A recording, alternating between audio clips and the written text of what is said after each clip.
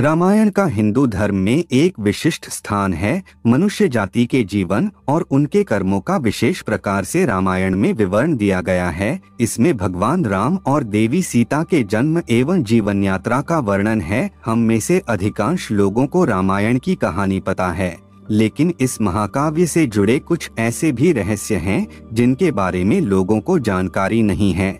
आज हम आपके सामने रामायण से जुड़े ऐसे ही 13 रहस्यों को उजागर करेंगे। ऐसा माना जाता है कि मूल रामायण की रचना ऋषि वाल्मीकि द्वारा की गई थी, लेकिन कई अन्य संतों और वेद पंडितों जैसे तुलसीदास, संत एकनाथ इत्यादि ने भी इसके अन्य संस्करणों की रचना की है। हालांकि प्रत्येक संस्करण में अलग अलग तरीके से कहानी का वर्णन किया गया है, लेकिन मूल रूपरेखा एक ही है, ऐसा माना जाता है। नंबर 1, रामायण के हर 1000 श्लोक के बाद आने वाले पहले अक्षर से गायत्री मंत्र बनता है। गायत्री मंत्र में 24 अक्षर होते हैं और वाल्मीकि रामायण में 24,000 श्लोक है। रामायण के हर 1000 श्लोक के बाद आने वाले पहले अक्षर से गायत्री मंत्र बनता है। यह मंत्र इस पवित्र महाकाव्य का सार है। गायत्री मंत्र को सर्वप्रथम ऋग्वेद में उल्लिखित किया गया है। नंबर 2, राम और उनके भाइयों के अलावा राजा दशरथ एक पुत्री के भी पिता थे। श्री राम के माता पिता एवं भाइयों के बारे में तो प्रायः सभी जानते हैं, लेकिन बहुत कम लोगों को यह मालूम है कि राम की एक बहन भी थी जिनका नाम शांता था। वे आयु में चारों भाइयों से काफी बड़ी थी। उनकी माता कौशल्या थी। ऐसी मान्यता है कि एक बार अंगदेश के राजा रोमपद और उनकी रानी वर्षिणी अयोध्या आए। उनको कोई संतान नहीं थी। बातचीत के दौरान राजा दशरथ को जब यह बात मालूम हुई तो उन्होंने कहा, मैं अपनी बेटी शांता आपको संतान के रूप में दूंगा। यह सुनकर रोमपद और वर्षिणी बहुत खुश हुए। उन्होंने बहुत स्नेह से उसका पालन पोषण किया और माता पिता के सभी कर्तव्य निभाए। नंबर 3, राम विष्णु के अवतार हैं, लेकिन उनके अन्य भाई किसके अवतार थे? राम को भगवान विष्णु का अवतार माना जाता है, लेकिन आपको पता है कि उनके अन्य भाई किसके अवतार थे? लक्ष्मण को शेषनाग का अवतार माना जाता है, जो क्षीर सागर में भगवान विष्णु का आसन है, जबकि भरत और शत्रुघ्न को क्रमशः भगवान विष्णु द्वारा हाथों में धारण किए गए सुदर्शन चक्र और शंखशैल का अवतार माना जाता है। नंबर 4, सीता स्वयंवर में प्रयुक्त भगवान शिव के धनुष का नाम। हम में से अधिकांश लोगों को पता है कि राम का सीता से विवाह एक स्वयंवर के माध्यम से हुआ था। उस स्वयंवर के लिए भगवान शिव के धनुष का इस्तेमाल किया गया था, जिस पर सभी राजकुमारों को प्रत्यंचा चढ़ाना था। लेकिन बहुत कम लोगों को पता होगा कि भगवान शिव के उस धनुष का नाम पिनाक था। नंबर 5, लक्ष्मण का 14 वर्ष तक ना सोना।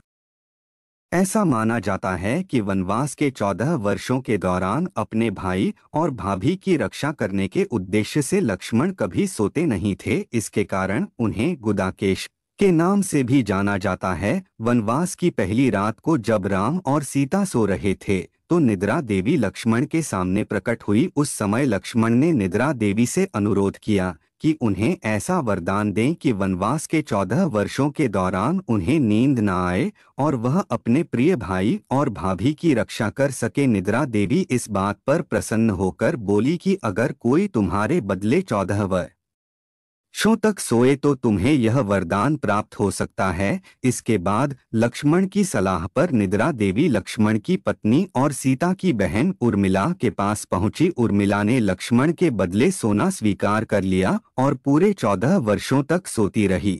नंबर 6, उस जंगल का नाम जहां राम, लक्ष्मण और सीता वनवास के दौरान रुके थे।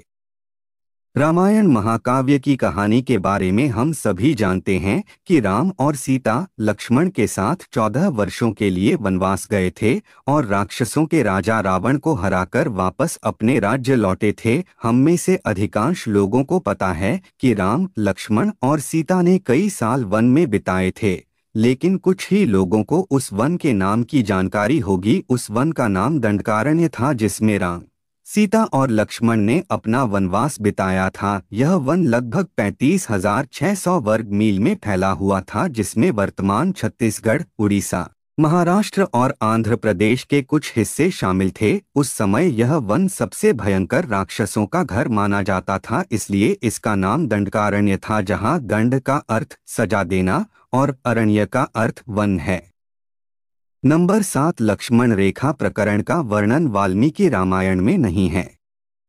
पूरे रामायण की कहानी में सबसे पेचीदा प्रकरण लक्ष्मण रेखा प्रकरण है, जिसमें लक्ष्मण वन में अपनी झोपड़ी के चारों ओर एक रेखा खींचते हैं। जब सीता के अनुरोध पर राम हिरण को पकड़ने और मारने की कोशिश करते हैं तो वह हिरण राक्षस मारीच का रूप ले लेता है। मरने के समय में मारीच राम की आवाज में लक्ष्मण और सीता के लिए रोता है। यह सुनकर सीता लक्ष्मण से आग्रह करती है कि वह अपने भाई की मदद के लिए जाए, क्योंकि ऐसा प्रतीत होता है कि उनके भाई किसी मुसीबत में फंस गए हैं।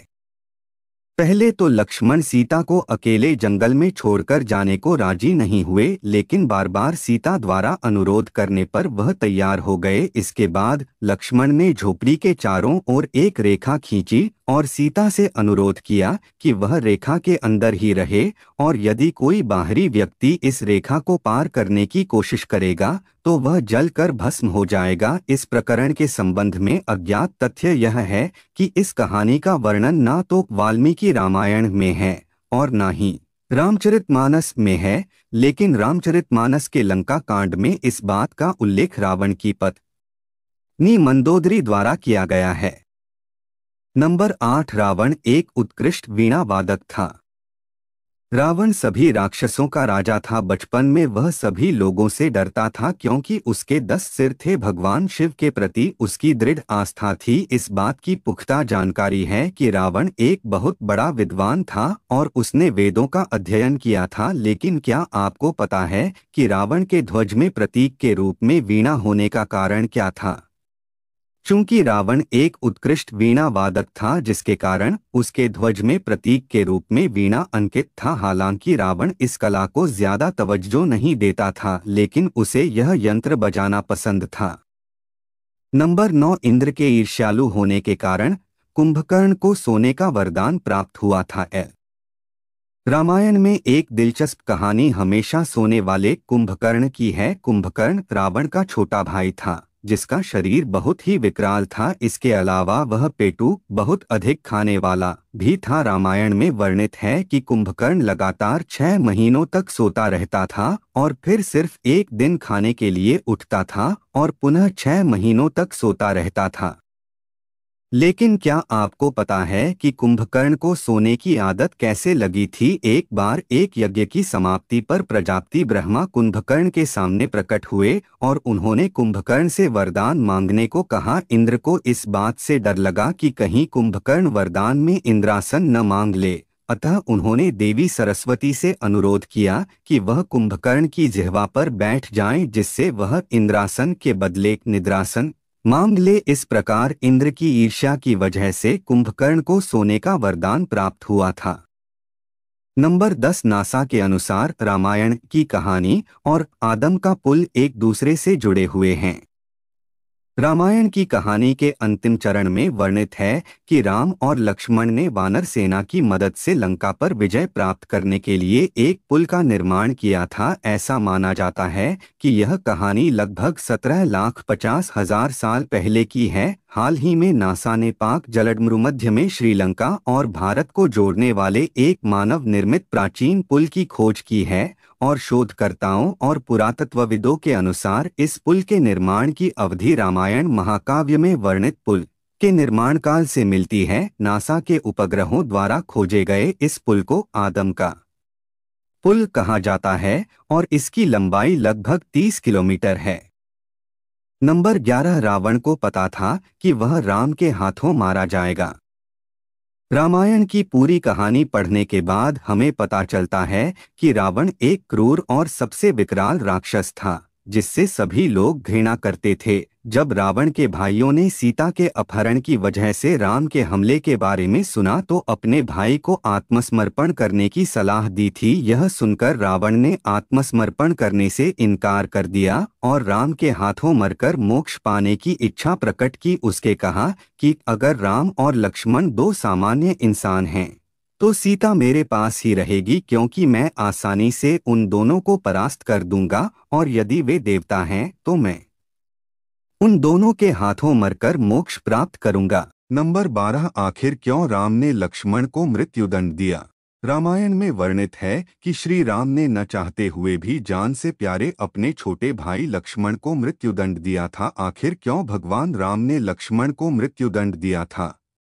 यह घटना उस वक्त की है जब श्री राम लंका विजय के बाद अयोध्या लौट आए थे और अयोध्या के राजा बन गए थे। एक दिन यम देवता कोई महत्वपूर्ण चर्चा करने के लिए श्री राम के पास आते हैं। चर्चा प्रारंभ करने से पूर्व उन्होंने भगवान राम से कहा कि आप मुझे वचन दें कि जब तक मेरे और आपके बीच वार्तालाप होगी हमारे बीच कोई नहीं आएगा, और जो आएगा उसे आप मृत्युदंड देंगे। इसके बाद राम लक्ष्मण को यह कहते हुए द्वारपाल नियुक्त कर देते हैं कि जब तक उनकी और यम की बात हो रही है वो किसी को भी अंदर न आने दे, अन्यथा वह उसे मृत्युदंड दे देंगे।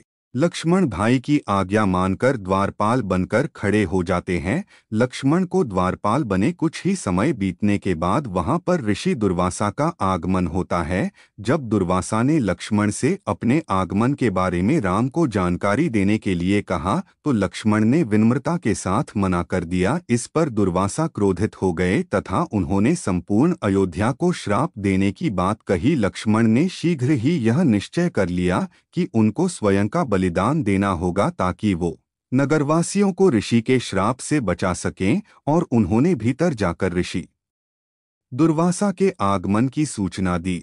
अब श्री राम दुविधा में पड़ गए क्योंकि उन्हें अपने वचन के अनुसार लक्ष्मण को मृत्युदंड देना था। इस दुविधा की स्थिति में श्री राम ने अपने गुरु वशिष्ठ का स्मरण किया और कोई रास्ता दिखाने को कहा। गुरुदेव ने कहा कि अपनी किसी प्रिय वस्तु का त्याग उसकी मृत्यु के समान ही है, अतः तुम अपने वचन का पालन करने के लिए लक्ष्मण का त्याग कर दो। लेकिन जैसे ही लक्ष्मण ने यह सुना तो उन्होंने राम से कहा कि आप भूल कर भी मेरा त्याग नहीं करना। आपसे दूर रहने से तो यह अच्छा है कि मैं आपके वचन का पालन करते हुए मृत्यु को गले लगा लूं। ऐसा कहकर लक्ष्मण ने जल समाधि ले ली। नंबर 13, राम ने सरयू नदी में डुबकी लगाकर पृथ्वी लोक का परित्याग किया था। ऐसा माना जाता है कि जब सीता ने पृथ्वी के अंदर समाहित होकर अपने शरीर का परित्याग कर दिया तो उसके बाद राम ने सरयू नदी में जल समाधि लेकर पृथ्वी लोक का परित्याग किया था।